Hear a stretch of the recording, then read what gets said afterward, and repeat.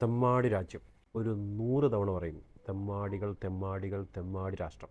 ഇമാതിരി ക്രൂരതകൾ ലോകത്ത് വേറെ ആരെക്കൊണ്ട് ചെയ്യാൻ കഴിയും?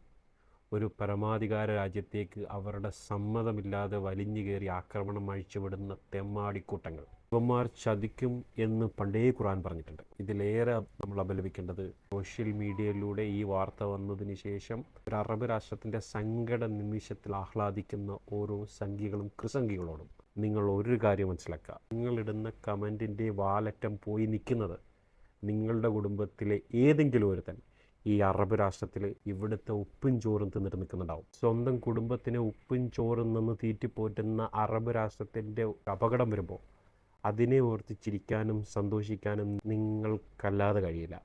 നിങ്ങൾ ഒരു കാര്യം കൂടി മനസ്സിലാക്കുക. ഈ കമൻ്റ് ഇടുന്നവൻ്റെ അറ്റം അന്വേഷിച്ച് പോയി നിൽക്കുന്നത് ഏതെങ്കിലും ഒരുത്തൻ ഇവിടെ ഉണ്ടെങ്കിൽ, ഈ അറബ് രാജ്യത്തുണ്ടെങ്കിൽ, അവനെ കൃത്യമായി നമ്മൾ നിയമത്തിൻ്റെ മുന്നിൽ കൊണ്ടുവരണം. അപ്പോൾ നിൽക്കും ഇവൻ്റെയൊക്കെ അഹങ്കാരം.